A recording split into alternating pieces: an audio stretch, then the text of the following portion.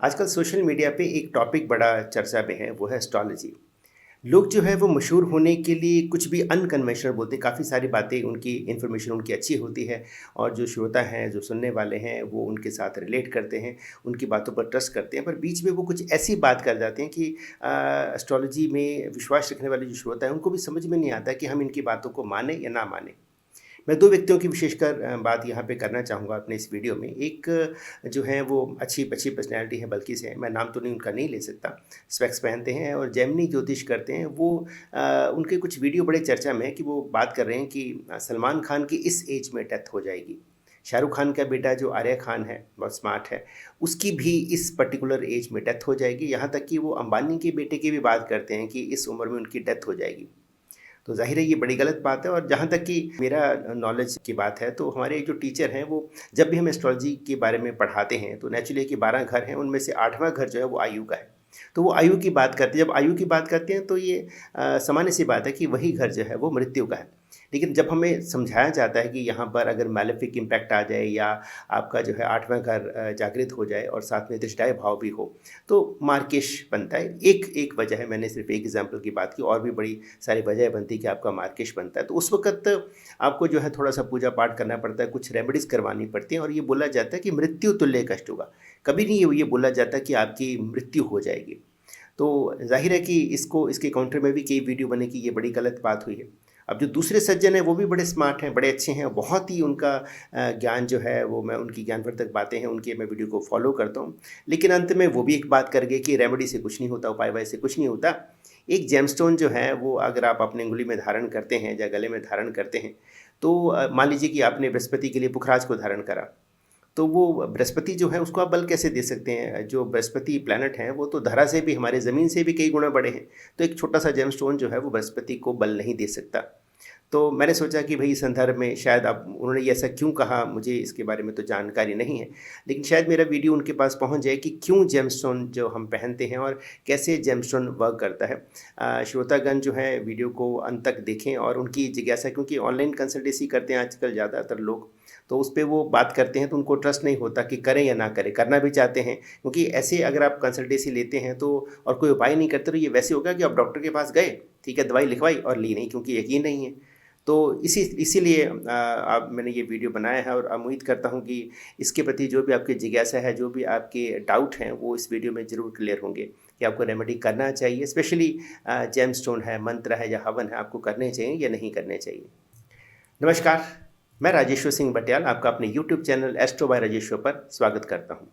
Corona काल से जो है ना, जब सभी को पता है पूरे वर्ल्ड में लोग जो है अपने घर में लॉक होकर रह गए थे, करने को कुछ नहीं था, तो उस वक़्त जो है वो एस्ट्रोलॉजी की विभिन्न ऐप हैं, चाहे वो एस्ट्रोटॉक है, डिवाइन एस्ट्रो है, स्विच है और गुरुजी है, एस्ट्रो योगी है, बहुत सारी ऐप हैं। इन्होंने जो है मार्केट पर जो है वो अपना काम करना शुरू किया और चूँकि लोग घर पे बैठे थे, उनको ये समझ नहीं आ रहा था क्या करें, तो कंसल्टेंसी उन्होंने करना शुरू करा। पहले अगर आप मेरे से रिलेट करें तो हमारे पेरेंट्स जो थे वो किसी विशेष परिस्थिति में कि शादी नहीं हो रही है, संतान नहीं हो रही है, काम नहीं चल रहा, तो किसी पंडित के पास जाते थे, एक की दिखानी थी, बाकी सभी की कुंडली दिखाते थे और पंडित जी को चरणों में 50 या 100 रुपये दक्षिणा रखते थे और पंडित जी क्या करते थे, पर्चे पे रेमेडीज़ लिख देते थे। तो कभी उन्होंने जेमस्टोन दे दिया, कभी उन्होंने हवन बता दिया, ठीक है? और यही चल रहा था और बड़े अच्छे से चल रहा था, लोग ट्रस्ट की बात करते थे। लेकिन यूथ क्या बोलता था कि नहीं हम एस्ट्रोलॉजी पे ज़्यादा यकीन नहीं रखते। लेकिन ये साइंटिफिक है, क्योंकि चाइना ने मतलब इसका रिसर्च करा था और ये आज के दौर में $50 बिलियन, $50 बिलियन की इंडस्ट्री है। और बड़े यूथ जो हैं, बड़े-बड़े एक्सपर्ट्स हैं, चाहे वो डॉक्टर हैं, आईआईटीएंस हैं, वो सब एस्ट्रोलॉजी को, क्योंकि एक रेमेडी में आता है कि अगर आप कोई जीवन में दिक्कत आ रही है तो 8वां घर से रिलेटेड अकल्ट साइंस एस्ट्रोलॉजी है या रेकी है, ठीक है? उसका अगर आप ज्ञान लेते हैं, उसको अगर आप पढ़ते हैं, भले ही आप कंसल्टेंसी ना करें, तो भी आपके 8वें घर की जो मैलेफिक एनर्जी है वो कंज्यूम होती है और आपकी लाइफ में जो कष्ट होते हैं वो, उनमें आपको जो है वो छुटकारा मिलता है। और वैसे भी 8वें घर का लॉर्ड कहीं ना कहीं तो बैठा होगा। 12 घर जो हैं एस्ट्रोलॉजी के, इसको कोई भी घर पकड़ लीजिए आप, दूसरा घर धन का है, 10वां घर कर्म का है, 5वां घर एजुकेशन का है, चौथा सुख का, कहीं ना कहीं तो बैठा होगा। तो अगर इसकी एनर्जी को हम कंज्यूम करते हैं कल्ट साइज में जाके, ठीक है ना, तो उसका कहीं ना कहीं हमें लाभ मिलता है।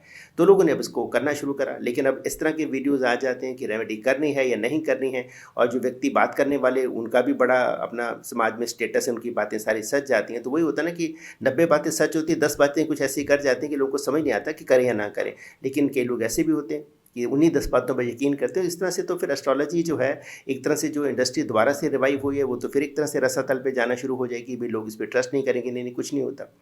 प्रेडिक्शन जो लोग एस्ट्रोलॉजी में को प्रेडिक्शन की बात करते हैं, ये जीपीएस की तरह, ये प्रेडिक्शन नहीं है, ये गाइडेंस है कि जब आप घर से निकलते हैं, आप गाड़ी निकालते हैं, तो आपको पहले पता चल जाता है कि कहाँ पर ट्रैफिक है, रास्ते में बारिश होगा नहीं होगा, रास्ता दुर्गम है सुगम है, सब आपको पता चलता है। उसके मुताबिक आप अपने अरेंजमेंट करते हैं। मान लो आप वाहन चलाने में एक्सपर्ट नहीं, तो आप ड्राइवर लेके जाते हैं, आपको दिक्कत होती है, ड्राइवर लेके जाते हैं। अगर आप कुशल ड्राइवर हैं तो आपको कोई ज़्यादा चिंता नहीं होती, आप थोड़ा सा देखते हैं कि बारिश कम हो जाए, एक बार फिर स्टेटस देखते हैं कि कुछ मौसम ठीक हुआ या नहीं हुआ, ये सब कुछ हम सामान्यतः करते हैं।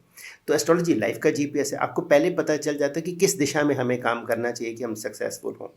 लेकिन सब कुछ ठीक करने के बाद भी भाई जब आप पैदा होते हो तो प्लेनेट का एक सर्टन स्ट्रेंथ होता है, ठीक है। मान लीजिए आपकी कुंडली में एक अच्छा धन भाव के स्वामी जो हैं वो बृहस्पति हैं और वो कर्म भाव में बैठे हैं, तो मतलब आप जो है आपका कर्म का संबंध सीधा सीधा बन गया, जब वो कहीं भी बैठे हैं, चाहे एजुकेशन हाउस में बैठे हैं, भाग्य भाव में बैठे हैं, लेकिन कमज़ोर बैठे हैं, तो अब उसको कैसे करेंगे।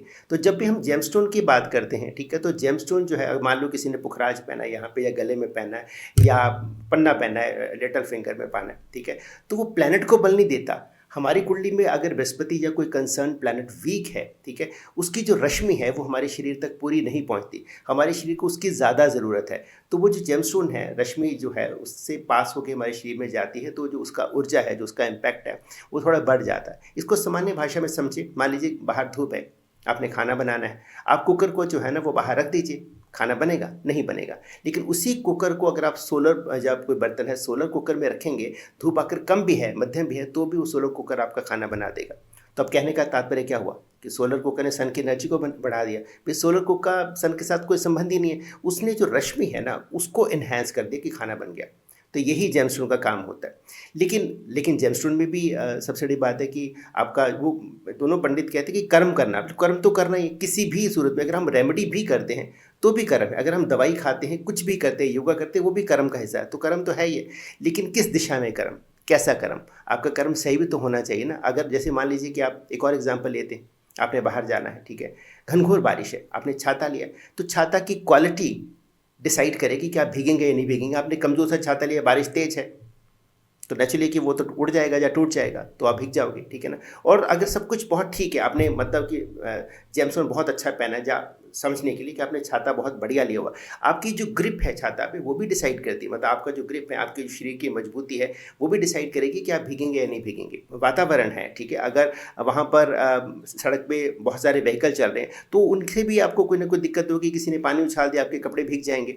तो कहने का भाव ये है कि आपके कर्म के साथ साथ आपका जो वातावरण है, आपका जो आसपास के रिलेशंस हैं, वो सब कुछ उस वक्त का कर्म जो आप कर्म कर रहे होते, क्रियावान कर्म, उस पर सब पर जो है पॉजिटिव या नेगेटिव, नकारात्मक या सकारात्मक प्रभाव छोड़ता है। अब बात करते हैं मंत्रा की, ठीक है ना। मंत्र का आप देखें, जैसे मान लीजिए कि हमारे बुजुर्ग जो हैं वो एक पर्टिकुलर मंत्र जो है वो चैंट करते थे, और उन्होंने हमें, जैसे गायत्री मंत्र है, ठीक है, तो उन्होंने कहा कि आप इसका अगर चैंट करते हैं तो ठीक है, आपके शरीर का जो ऊर्जा है वो बढ़ेगी, आपका माइंड जो है वो सकारात्मक होगा। मैंने अक्सर देखा है कि हमें गायत्री मंत्र के शायद अधिकतर लोगों को उसका मतलब नहीं पता होगा, लेकिन जब भी पूजा करते हैं, स्कूल से स्टार्ट हो जाता है गायत्री मंत्र करते हैं, आप किसी को पूछिए मंत्र का मतलब पता है, नहीं पता, लेकिन कैसे वो काम करता है, क्योंकि प्लेसफुल इफेक्ट है, क्योंकि युगों युगों से चल के आ रहा है। हमारे दादा परदादा सब इस मंत्र का चैंट करते थे, ठीक है, हम संस्कृत के साथ रिलेट करते हैं, हम हिंदी के साथ खुद को रिलेट करते हैं, तो वो काम करता है, प्लेसफुल इफेक्ट है। अब इसका एक दूसरा इसको रूपांतर देखते हैं। एक मंत्र है नम्यो हरेंगे क्यों, बुद्धा का बौद्ध धर्म का एक ग्रंथ है, वो है लोटस सूत्रा। तो 13वीं शताब्दी में निरिचन दाइशोने ने जो है वो एक मंत्र, उसका एक सार बना दिया, ठीक है, उसका सार का है मंत्र है वो, आप उसको मंत्र बोल सकते हैं, नम्यो हरेंगे क्यों। काफ़ी लोग इसके बारे में जानते भी हैं। आप लाइफ में किसी भी दिक्कत में हैं तो आपने किसी भी टाइम पे उसका कोई रिचुअल्स नहीं है कि आलती बाल्टी मार कर बैठना है, ज़मीन पर बैठना है, आप कहीं भी चलते, गाड़ी में बैठते, सोते, सब कर सकते। आपने आंखें खोल कर एक केंद्र बिंदु को देखना है और इसका चैंट करना है। तो मैं भी इससे मतलब इसकी चैंटिंग करता था और इनके जो सेशंस होते वहाँ पे जाता था। अब मेरे मन में जिज्ञासा हुई, तो मैंने कहा कि भाई जब भी हम कोई मंत्रा करते हैं तो उसका फ्रीक्वेंसी होता है, तो जो सामने गुरुजन थे उन्होंने कहा जी बिल्कुल होता है, ठीक है, और वही जो उसकी फ्रीक्वेंसी वही काम करती है। तो मैंने कहा कि मान लीजिए कोई मंत्र है, जैसे गायत्री मंत्र है, उसका हम हिंदी में रूपांतर कर देते हैं और उस हिंदी के रूपांतर को हम पढ़ते हैं डेली, तो क्या उतना काम करेगा? उसने बोला कि नहीं, वो काम नहीं करेगा, क्योंकि मंत्र की एक फ्रीक्वेंसी होती है, जो जिस तरह से हम उच्चारण करते हैं उसका शब्दों का जो उच्चारण है उसकी एक फ्रीक्वेंसी होती है। तो जो गायत्री मंत्र का चैंटिंग काम करेगा उसका जो अर्थ हम हिंदी में, इंग्लिश में या तमिल में किसी में कर ले और वो पढ़ें तो वो काम नहीं करेगा, उतना काम नहीं करेगा। बस आपका विश्वास है थोड़ा वही काम करेगा, साइंटिफिकली काम कम करेगा, प्लेफो इफेक्ट काम करेगा। तो मैंने कहा कि ये जो नमे होरेंगे क्यों, ये एक जापान की कांजी लैंग्वेज है। जैसे रेकी के सिंबल्स जो हैं वो कांजी लैंग्वेज है, ये भी कांजी लैंग्वेज है और हम लोग उसके बारे में कोई जानकारी रखते। तो मैंने कहा कि जब दोबारा से लोटस सूत्रा मतलब दिया गया, लोटस सूत्रा का सार दिया गया, तो जिन्होंने सार दिया था पूरे वर्ल्ड में इसको फैलाने के लिए, उन्होंने सभी भाषाओं में क्यों नहीं करा कि जहाँ अगर वो भारत में, उन्होंने बोला कि अगर भारत में ही आते हैं तो 10,000 से ज़्यादा भाषाएँ हैं।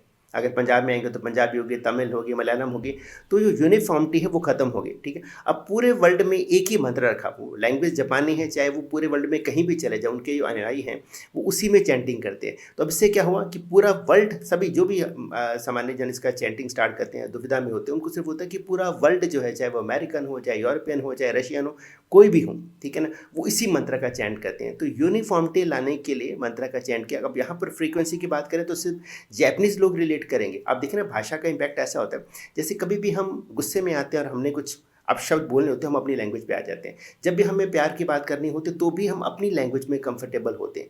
तो उस सेम उसी जब हम चैंटिंग करते हैं तो हम अपने संस्कृत में या हिंदी के जो मंत्र हैं उसमें हम चैंट करते हैं, तो इससे हम रिलेट नहीं करेंगे। लेकिन प्लेसबो इफेक्ट इतना बड़ा है कि हमारे मन में ये यकीन है कि पूरा वर्ल्ड इसका चैंट करता है।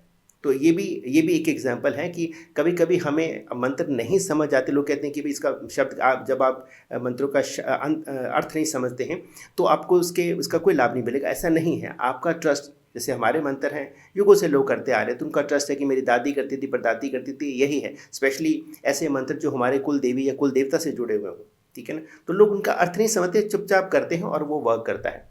बात करते हैं हवन की। अब हवन का देखिए, हवन में जो समदा है, ठीक है ना, उसमें पीपल के पत्ते हैं, बड़के हैं, चंदन है, ठीक है ना। तो जब अब चंदन देखिए, जब भी हम पूजा करते हैं तो शिवलिंग पर हम तिलक लगाते हैं, खुद तिलक लगाते हैं, ठीक है, हम पीपल की पूजा करते हैं।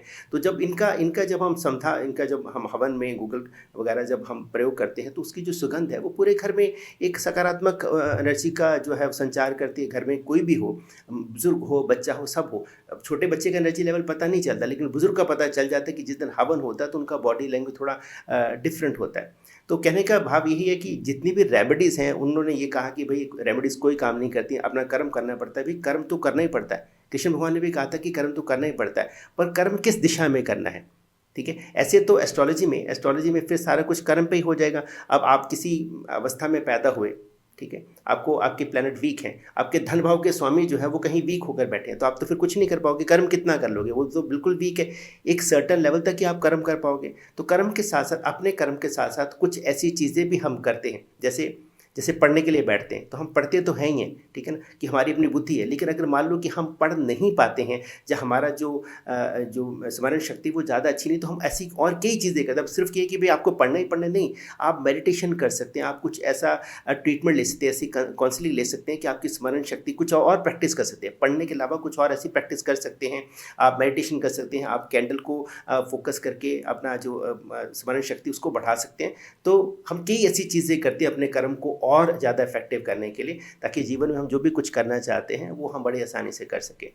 आशा है मेरा वीडियो आपको ये ज़रूर अच्छा लगता होगा। जो भी, क्योंकि ऑनलाइन कंसल्टेंसी में लोग जब बात करते हैं तो इतना समय नहीं होता, तो मैंने सोचा कि चलिए, क्योंकि मैं खुद एक ऑनलाइन प्लेटफॉर्म पे हूँ, तो मैंने सोचा कि चलिए एक वीडियो बना देते हैं कि भाई आप जो लोग भी कहते हैं कि वो रेमेडी करें या ना करें। बड़े बड़े लोग कहते हैं कि रेमेडी करने से कोई फ़ायदा नहीं होता, और आज के दौर में तो सोशल मीडिया में रेमेडीज़ की भरमार है, तो लोग थोड़े से कह सकते हो कि पशुपेश में थे, उनको समझ नहीं आ रहा था कि करना चाहिए या नहीं करना चाहिए। तो बिल्कुल डेफिनेटली करना चाहिए। हाँ, जेमस्टोन के बारे में ये ज़रूर होता है कि भाई उसकी क्वालिटी मैटर करती है। ऑफ कोर्स क्वालिटी मैटर करती है। आपको पता ही है, एक एग्जांपल है नीरव मोदी की, ठीक है ना, वो तो दे गए थे मतलब 5-5 लाख के जेमस्टोन, और पता चला कि कीमत उनकी 5,000 मिलती। तो ये देखिए, यहाँ पर आपकी अपनी किस्मत है। लेकिन फिर भी ये मेरा मानना है कि भाई आपने अपना कर्म किया, आपने 50,000 रुपये का लिया, लेकिन वो नकली है, लेकिन आपका विश्वास तो है ही है। तो कहीं ना कहीं वो जो रश्मि है उस पर्टिकुलर प्लैनेट की, वो आपको कहीं ना कहीं अच्छा असर डाले, क्योंकि आप ये मानते हैं कि भाई मेरे को ये जेमस्टोन असर करेगा, वो वर्क करेगा। डॉक्टर भी ये कहते हैं कि भाई अगर आपका अंदर से विश्वास है कि आप ठीक होंगे, तो आप सिंपल दवाई से भी ठीक हो जाएंगे। और अगर आप ठीक होना नहीं चाहते तो बड़े से बड़ा डॉक्टर आपको ट्रीट नहीं कर सकता। मेरा ये वीडियो आपको कैसा लगा, आप कमेंट बॉक्स में ज़रूर लिखें, और ऐसे और वीडियो जानने के लिए मेरे चैनल को लाइक करें, सब्सक्राइब करें, शेयर जरूर करें। धन्यवाद, नमस्कार।